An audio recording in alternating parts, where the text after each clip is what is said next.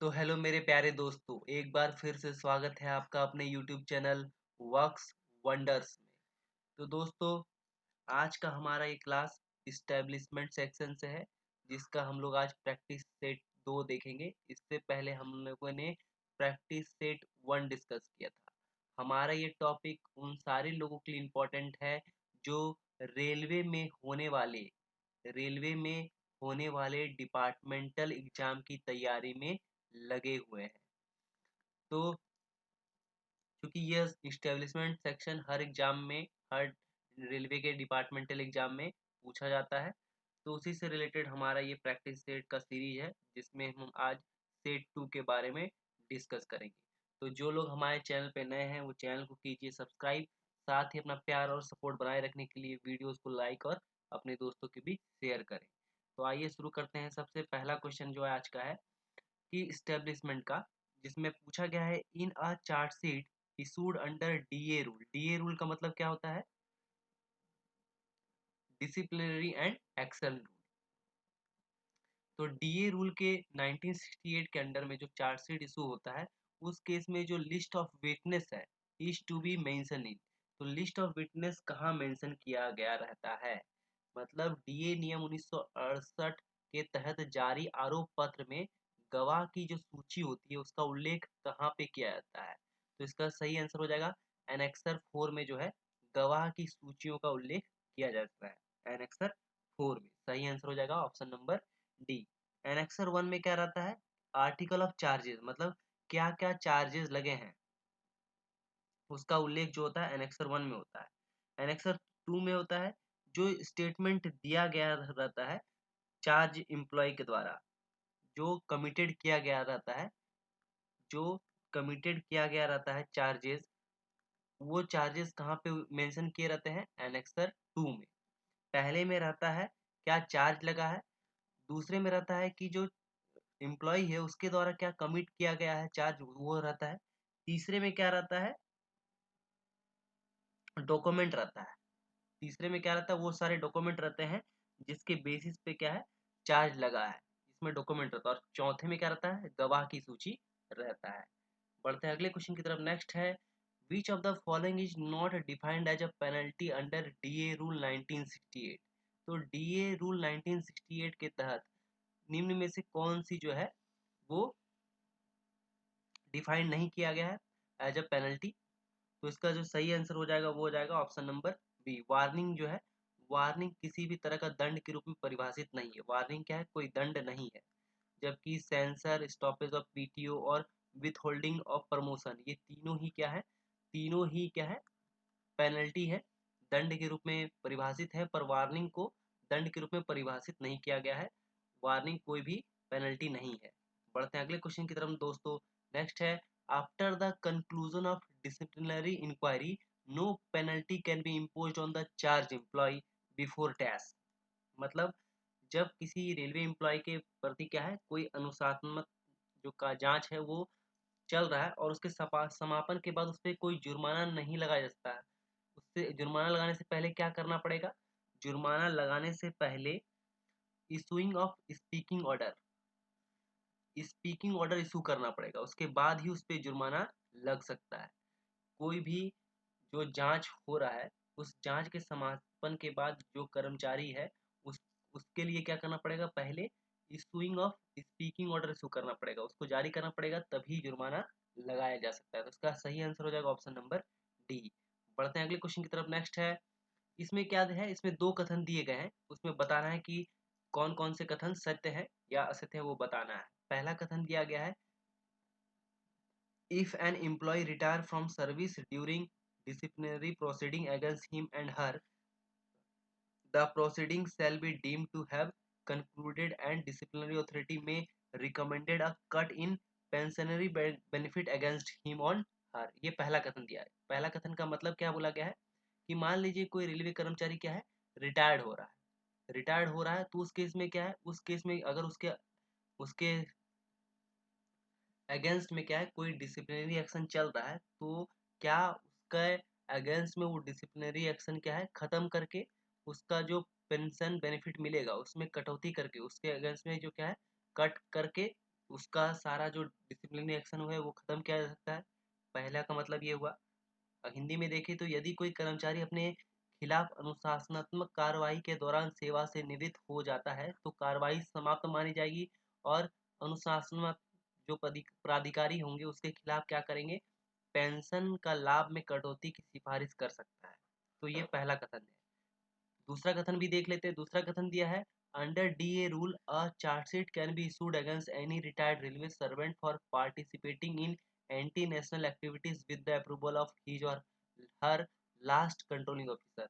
तो क्या बोला गया है, बोला गया है कि क्या डीए रूल के तहत किसी भी सेवानिवृत्त मतलब जो रिटायर्ड हो गए हैं उस रेलवे कर्मचारी के खिलाफ उसके अंतिम नियंत्रक अधिकारी की मंजूरी से राष्ट्र विरोधी जो गतिविधि होगी उसमें भाग लेने के लिए उसके लिए जो है आरोप पत्र जारी किया जा सकता है। तो इस केस में ये दो कथन दिए गए हैं।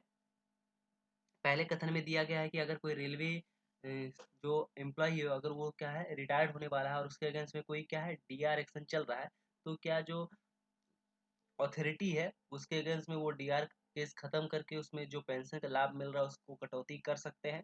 और दूसरा कथन दिया गया है कि अगर कोई रेलवे कर्मचारी रिटायर्ड हो गया है तो क्या उसका जो लास्ट कंट्रोलिंग ऑफिसर था उसके अगेंस्ट में क्या है चार्जशीट दायर कर सकता है कि नहीं। तो इस केस में जो कथन है वो दोनों ही कथन क्या है गलत है। पहला तो जो भी रिटायर्ड रेलवे कर्मचारी है उसके अगेंस्ट में कोई चार्जशीट इशू करने के लिए उसको प्रेसिडेंट से जो है अनुमति लेना पड़ेगा, मतलब राष्ट्रपति से पहले अनुमति लेना पड़ेगा तभी होगा। ठीक है, तो ये दूसरा कथन गलत है। और पहला भी कथन गलत है। उसमें क्या है, उसमें कोई भी पेंशन में कटौती नहीं कर सकता, उसका अलग से रूल है जिसका रूल को हम लोग बाद में डिस्कस करेंगे आपने आने वाले वीडियोस में। तो इस केस में क्या होगा, यहाँ पे दोनों ही कथन जो है वो गलत है। बढ़ते हैं अगले क्वेश्चन की तरफ। What does 25 of R S D a rule 1968 deal with. यहाँ पे बोला गया R S rule. R S मतलब क्या है, railway service disciplinary and action rule 1968 के तहत रूल नंबर 25 क्या कहता है। तो रूल नंबर 25 कहता है रिवीजन के बारे में। रूल नंबर 25 क्या बोलता है, रिवीजन के बारे में बताता है। बढ़ते हैं अगले क्वेश्चन की तरफ। इसमें क्या है, इसमें भी दो कथन दिया गया है, दो स्टेटमेंट दिया गया, स्टेटमेंट ए और स्टेटमेंट बी। बताना है कि क्या स्टेटमेंट ए सही है कि बी सही है कि दोनों सही है कि दोनों गलत है। तो पहला स्टेटमेंट दिया है, an employee who is demised from service dismissed. क्या है, an employee who is dismissed from service shall be treated as ineligible for all future employment under the government. कहने का मतलब है कि मान लीजिए कोई रेलवे कर्मचारी क्या है उसको बर्खास्त कर दिया जाता है तो क्या उसे सरकार के तहत भविष्य के सभी रोजगार के लिए अयोग्य माना जाएगा। ये पहला कथन दिया गया है। दूसरा है, a written warning and censure are both minor penalties under DA rule. तो क्या बोला गया है कि डीए रूल के नियम के तहत लिखित चेतावनी और निंदा दोनों मामूली दंड है। तो इस केस में पूछा गया कि क्या ये दोनों कथन, क्या ए कथन सही है कि बी कथन सही है कि दोनों सही है कि दोनों गलत है। तो उस केस में क्या हो जाएगा, इस केस में सिर्फ जो है पहला कथन सही है। मतलब अगर किसी रेलवे कर्मचारी को नौकरी से सेवा से बर्खास्त कर दिया जाता है, मतलब डिसमिस कर दिया जाता है, तो वो क्या है भविष्य में किसी भी सरकारी रोजगार के लिए अयोग्य माना जाएगा। और दूसरा कथन इसलिए गलत है, दूसरा कथन में अगर यहाँ वार्निंग नहीं रहता तब क्या हो जाता, ये सही हो जाता। वार्निंग अगर नहीं रहता तो ये कथन सही हो जाता, क्योंकि warning is not a penalty. Sensor भले पेनल्टी है और ये क्या है माइनर पेनल्टी के अंदर आता है सेंसर, पर वार्निंग कोई भी पेनल्टी नहीं है। बढ़ते हैं अगले क्वेश्चन की तरफ दोस्तों। नेक्स्ट है, participation by railway employ in an illegal strike shall cause a break in service. तो ये पहला कथन दिया गया है। पहला कथन में क्या कहा गया है कि क्या किसी रेलवे कर्मचारी द्वारा अवैध हड़ताल में भाग लेने से सेवा में रुकावट आएगी। ये पहला कथन दिया गया है, स्टेटमेंट पहला स्टेटमेंट दिया गया है। दूसरा स्टेटमेंट पूछा गया है, this break in service in career of railway employ can condemn only by the president. तो क्या ये जो ब्रेक ऑफ सर्विस लगेगा उसे सिर्फ जो है राष्ट्रपति द्वारा ही माफ किया जा सकता है। तो इस केस में जो आंसर हो जाएगा क्या है, both are incorrect. Both are incorrect हो जाएगा, मतलब यहाँ पे दोनों ही कथन गलत है। बढ़ते हैं अगले क्वेश्चन की तरफ। नेक्स्ट है, the amount of monthly subscription to S R P F. S R P F क्या है, state railway provident fund, SRPF क्या है? State railway provident fund. तो the amount of monthly subscription to SRPF, यहाँ पे non contributory पूछा गया है, मतलब गैर अस्थायी बोला गया है, is equal to dash of the monthly emolument of the subscribing employ.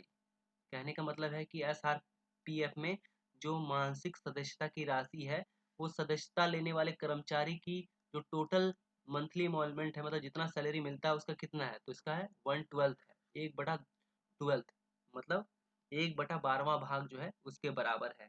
SRPF non contributory, अगर कंट्रीब्यूटरी रहता तो कितना हो जाता, 1/10 हो जाता। कंट्रीब्यूटरी रहता तो कितना हो जाता, 1/10 हो जाता। यहाँ पे नॉन कंट्रीब्यूटरी बोला है इसलिए 1/12 है। यहाँ पे नॉन कंट्रीब्यूटरी बोला है इसलिए क्या है, 1/12 है। बढ़ते हैं अगले क्वेश्चन की तरफ। नेक्स्ट है, what is the full form of SBF? SBF का फुल फॉर्म क्या है? तो SBF का फुल फॉर्म है स्टाफ बेनिफिट फंड। SBF का फुल फॉर्म क्या है? Staff benefit fund. बढ़ते हैं अगले क्वेश्चन की तरफ दोस्तों। नेक्स्ट है, the upper age limit of claiming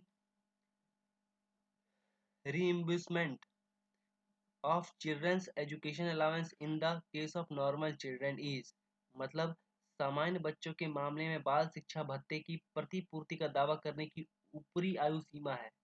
मतलब सीधा सीधा बोले तो कितने साल के बच्चों तक के लिए जो है ऊपरी सीमा कितना होना चाहिए बच्चों का, जिसके लिए हमको क्या मिलेगा, बाल शिक्षा भत्ता, मतलब चिल्ड्रन एजुकेशन अलाउंस मिलेगा। तो इसका जो सही आंसर हो जाएगा वो हो जाएगा कि यदि बच्चे का उम्र 20 साल हो जाए या फिर वो 12वीं की कक्षा पास कर जाए, इन दोनों ही केस में, चाहे वो इन दोनों ही केस में, पहला तो केस है अगर 20 साल हो जाए बच्चा का, या फिर दूसरा केस है कि 12वीं पास हो जाए, इन दोनों ही केस में जो है उसके बाद जो है चिल्ड्रन एजुकेशन अलाउंस नहीं मिलेगा। बढ़ते हैं अगले क्वेश्चन की तरफ दोस्तों। नेक्स्ट है, when a railway servant proceed on duty for 10 hours beyond 7 kilometers from his or her headquarters, what is the rate at which he or she will claim traveling allowance? तो हम लोग सभी जानते हैं कि अगर कोई भी रेलवे कर्मचारी अपने हेडक्वार्टर से किसी नियत दूरी, वो नियत दूरी कितना है, 8 किलोमीटर, 8 किलोमीटर से ज़्यादा दूर जाके क्या करेगा, ड्यूटी करेगा, 8 किलोमीटर से ज़्यादा दूर जाकर ड्यूटी करेगा, तभी उसको क्या मिलता है, ट्रैवलिंग अलाउंस, मतलब ट्रैवलिंग अलाउंस मिलता है, ट्रैवलिंग अलाउंस मिलता है। पर यहाँ पे 7 किलोमीटर बोला है तो यहाँ पे हो जाएगा option none of these. 8 kilometre रहता तो मिलता, यहाँ पे 7 किलोमीटर बोला है तो नन ऑफ दीज हो जाएगा इसका राइट आंसर। अगर किसी भी रेलवे कर्मचारी को यात्रा भत्ता का दावा करना है तो उसका जो किलोमीटर होगा अपने हेडक्वार्टर स्टेशन से, वहां से मिनिमम 8 किलोमीटर होना पड़ेगा। बढ़ते हैं अगले क्वेश्चन की तरफ दोस्तों। इसमें भी दो कथन दिया गया है, स्टेटमेंट ए और स्टेटमेंट बी। तो जो लोग दोस्त हमारे चैनल पे नए हो, चैनल को कीजिए सब्सक्राइब, साथ ही अपना प्यार और सपोर्ट बनाए रखने के लिए वीडियोस को लाइक और शेयर करना ना भूलें दोस्तों। तो पहला कथन पढ़ते आइए। पहला दिया, in the case of temporary transfer the staff can claim TA for maximum 180 days. तो पहला कथन में पूछा गया है कि क्या किसी अस्थायी स्थानांतरण, मतलब किसी का टेम्पोररी ट्रांसफर हुआ है तो मैक्सिमम 180 दिनों तक का टीए दावा कर सकता है क्या, पहला कथन दिया है।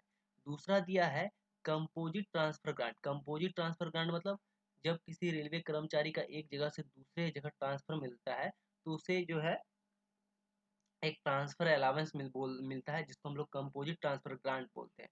तो क्या composite transfer grant is payable to an employ if the period of temporary transfer exceeded 180 days. तो क्या किसी रेलवे कर्मचारी जिसका टेम्पोररी ट्रांसफर हुआ है और 180 दिन बीत गया है तो उसको कंपोजिट ट्रांसफर ग्रांट मिलेगा या नहीं मिलेगा, ये दो कथन है, ये दोनों कथन दिया है। ये पहला कथन ए और बी दिया हुआ है। तो इसका जो सही आंसर हो गया वो है पहले ओनली ए, मतलब किसी भी रेलवे कर्मचारी का अगर टेम्पोररी ट्रांसफर हुआ है तो उस केस में उसे 180 दिनों तक का ही टीए क्लेम कर सकता है, इससे ज़्यादा वो टीए क्लेम नहीं कर सकता। बढ़ते हैं अगले क्वेश्चन की तरफ दोस्तों। नेक्स्ट है, what is the maximum amount of DCRG. DCRG क्या है, डेथ कम रिटायरमेंट ग्रेजुटी। मैक्सिमम पूछा है, मैक्सिमम पूछा है। एडमिसिबल एज पर सेवंथ पे कमीशन, मतलब सातवें केंद्रीय वेतन आयोग के अनुसार स्वीकार्य डीसीआरजी की अधिकतम राशि क्या है? डीसीआरजी में क्या है कि अगर कोई रेलवे कर्मचारी रिटायर्ड करता है तो उस केस में उसे मैक्सिमम कितना अमाउंट मिलेगा सेवंथ पे कमीशन के अनुसार? तो इसका जो सही आंसर हो जाएगा दोस्तों वो हो जाएगा 20 लाख। 20 लाख। अभी अभी क्या है, ये बढ़ भी गया है पर अभी क्या है 20 लाख ही है। बढ़ते हैं अगले क्वेश्चन की तरफ दोस्तों। नेक्स्ट है, what is the percentage of additional pension that is granted to a retired railway employ who attains 90 years of age? मतलब कि एक रेलवे कर्मचारी क्या है 90 साल 60 साल में रिटायर्ड हो गया और 90 साल तक जी लिया, तो उस केस में क्या मिलेगा, उसे 40% का अतिरिक्त पेंशन मिलेगा। 40% एडिशनल पेंशन मिलेगा। कितना मिलेगा? 40% अतिरिक्त पेंशन मिलेगा उसको, अगर वो 90 साल अटेंड कर लेता है, अचीव कर लेता है तो। बढ़ते हैं अगले क्वेश्चन की तरफ दोस्तों। ये भी स्टेटमेंट से रिलेटेड है। यहाँ भी दो स्टेटमेंट दिया, पहला स्टेटमेंट ए, दूसरा स्टेटमेंट बी। यहाँ पे दो स्टेटमेंट दिया गया है। तो पहला स्टेटमेंट देखते हैं क्या बोला गया। बोला गया है the commuted amount of pension shall be restored on the completion of 15 years from the date of reduced pension. मतलब पेंशन की परिवर्तित राशि कम पेंशन की तारीख से 15 वर्ष पूरे होने पर बहाल की जाएगी। कि जो पेंशन का जो परिवर्तित राशि है वो क्या है, कम पेंशन की तारीख से 15 वर्ष पूरे, मतलब जहां से उसका पेंशन का क्या है रिस्ट्रक्चरिंग हुआ है तो वो क्या है 15 वर्ष पूरे होने पर बहाल किया जा सकता है। पहला कथन दिया है। दूसरा दिया गया है, under the old pension system a railway servant will be eligible for monthly pension after completion of at least 20 years of qualifying service. मतलब कि पुरानी पेंशन प्रणाली के तहत एक रेलवे कर्मचारी को क्या है कम से कम 20 साल की योग्यता सेवा पूरी करने के बाद ही मासिक पेंशन का पात्र होगा। तो ये दो कथन के बारे में पूछा गया है। तो इसका जो आंसर हो जाएगा दोस्तों वो हो जाएगा सिर्फ पहला स्टेटमेंट ही सही है। पहला स्टेटमेंट क्या था कि अगर पेंशन की जो परिवर्तित राशि है कम पेंशन की तारीख से 15 वर्ष पूरे होने पर बहाल किया जाएगा। पेंशन की अगर कोई राशि परिवर्तित किया जाता है तो कम पेंशन का जो तारीख था उसके 15 वर्ष पूरे होने के बाद ही उसको बहाल किया जाएगा। और अगर यहाँ पे 10 साल होता तो ये भी कथन सही होता। अगर यहाँ पे 10 साल होता तो ये कथन सही हो जाता। बढ़ते हैं अगले क्वेश्चन की तरफ दोस्तों। नेक्स्ट है, what is the minimum qualifying service required to become eligible for retirement gratuity? मतलब अगर आपको सेवानिवृत्त ग्रेजुटी, मतलब अगर कोई रेलवे से सेवानिवृत्त हो जाता है, रिटायर्ड हो जाता है, चाहे वो वॉलंटरी हो या फिर मैक्सिमम जो सर्विस है उसको अटेंड करने के बाद रिटायर ले, तो उस केस में उसको क्या मिलता है, रिटायरमेंट ग्रेजुटी मिलता है। तो यहाँ पे बोला कि मिनिमम कितना साल आपको जॉब करना पड़ेगा तब आपको रिटायरमेंट ग्रेजुटी मिल जाएगा। तो इसका सही आंसर है 5 साल। 5 साल भी अगर आप मिनिमम जॉब करते हैं तो 5 साल में जितना पैसा जमा होगा उसके हिसाब से आपको रिटायरमेंट ग्रेजुटी दिया जा सकता है। बढ़ते हैं अगले क्वेश्चन की तरफ दोस्तों। नेक्स्ट इसमें भी क्या है, स्टेटमेंट बेस्ड क्वेश्चन है, मतलब कथन के आधारित क्वेश्चन है जहाँ पे दो कथन दिया गया है, स्टेटमेंट ए और स्टेटमेंट बी। बताना है कि पहला स्टेटमेंट सही है कि दूसरा स्टेटमेंट सही है कि दोनों सही है। तो पहला जो कथन दिया गया है उसमें बोला गया है the number of candidate to be called for trade test should be equal to the number of existing vacancy plus those anticipated during the next 1 year. मतलब कहने का मतलब है कि मान लीजिए कोई टेस्ट टेस्ट होता है, उसमें जो बुलाए जाने वाले उम्मीदवार हैं, मतलब टोटल जो कैंडिडेट को बुलाया जाना है उसका जो संख्या होगा वो मौजूदा रिक्तियां, मतलब अभी जो प्रेजेंट वैकेंसी है उसकी संख्या और अगले 1 वर्ष के दौरान जो टोटल वैकेंसी क्रिएट होगा उसके बराबर होना चाहिए। ये पहला कथन, ये पहला स्टेटमेंट बोल रहा है। दूसरा स्टेटमेंट क्या बोल रहा है, बोल रहा है the maximum time limit for completion of a trade test is 6 week. कि दूसरा जो ट्रेड टेस्ट होना चाहिए, जो ट्रेड टेस्ट होगा उसका जो कंप्लीशन होना चाहिए, उसको जो कंप्लीट करने का टाइम है वो 6 वीक होना पड़ेगा, नहीं तो क्या होगा फ्रेश टेस्ट लिया जाएगा। तो इस केस में जो क्या है दोनों ही कथन सही है। यहाँ पे दोनों ही स्टेटमेंट जो है बिल्कुल सही है। बढ़ते हैं अगले क्वेश्चन की तरफ। ये भी क्या है, ये भी स्टेटमेंट बेस्ड क्वेश्चन, मतलब कथन पर आधारित क्वेश्चन है जहाँ पे दो स्टेटमेंट दिया गया है। पहला स्टेटमेंट क्या बोलता है कि अगर in a recruitment reservation provided for SC ST OBC और EWS candidate is horizontal in nature, ये पहला स्टेटमेंट दिया गया है कि भर्ती में SC ST OBC और EWS उम्मीदवारों को जो प्रदान किया गया आरक्षण है वो क्षैतिज है। दूसरा स्टेटमेंट दिया है for promotion of PWBD railway employ within their cadre post based roster of reservation is used. तो इस केस में क्या है, दोनों ही कथन क्या है, गलत है। दोनों ही स्टेटमेंट क्या है, गलत है। जो SC ST और OBC और EWS कैंडिडेट होता है उसको वर्टिकल जो है वर्टिकल रिजर्वेशन दिया जाता है। क्या होता है, वर्टिकल रिजर्वेशन, हॉरिजेंटल नहीं, हॉरिजेंटल नहीं देके वर्टिकल रिजर्वेशन दिया जाता है। और जो PWBD रेलवे एम्प्लॉय होता है उसका कोई भी पोस्ट बेस्ड रोस्टर रिजर्वेशन नहीं होता है। इसलिए ये जो दोनों ही कथन क्या है, दोनों ही कथन, दोनों ही स्टेटमेंट क्या है, गलत है। बढ़ते हैं अगले क्वेश्चन की तरफ दोस्तों। ये भी क्या है, ये भी स्टेटमेंट बेस्ड क्वेश्चन है, कथन पर आधारित क्वेश्चन है। तो जो लोग दोस्त हमारे चैनल पे नए हैं वो चैनल को कीजिए सब्सक्राइब।